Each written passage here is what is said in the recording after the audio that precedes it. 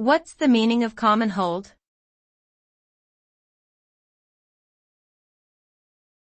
Commonhold.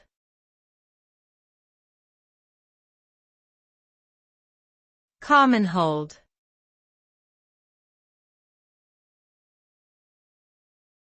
Commonhold.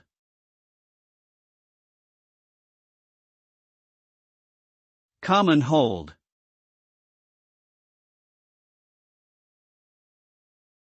Commonhold refers to a form of property ownership commonly used in the United Kingdom.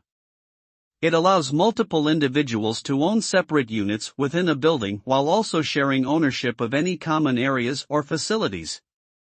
This type of ownership is intended to provide greater control and flexibility for owners, along with increased transparency and democracy in decision-making.